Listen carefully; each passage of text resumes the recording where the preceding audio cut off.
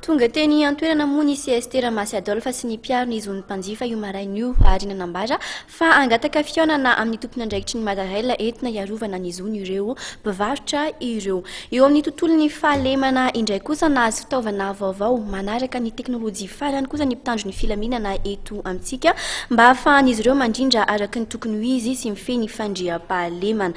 Natao androany ara-moa teny amin'ny FIP Antanimora ny fanehoana ny ireto fitaovana vaovao ireto.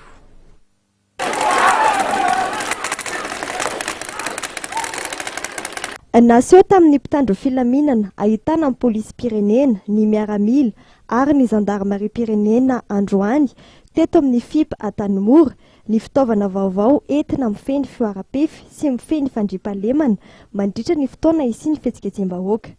Fitaovam-piadiana tsy mahafaty izy ireo ary tsy misy fiantraikany ratsy amin'ny fahasalaman'ny vatan'olombelona. Dia mahakasika an'ireo materiel fitaovana tsy mamono non létal zany tsy mamono hitantsika manko rehefa miatrika ny reny jolasy ny sisy reny manifestance sisa dia zay fitaovana operatana no ampiasaina dia indraindray lasa disproportionnel izy ny sisa dia ty zany anisany hoe fitaovana ahafahana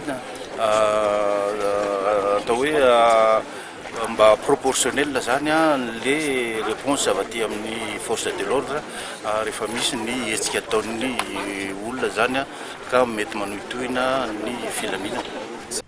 Manaraka ny hika faran'ny teknôlôjia moa ireto fitaovana naseho androany reto izay vokarina any Europe. Ny mpitandro filaminana ihany moa no afaka manjifa ireto vokatra ireto hatreto satria ny lalàna velona eto amin'ny firenena dia mandrara ny fanjifan'olon-tsotra izany.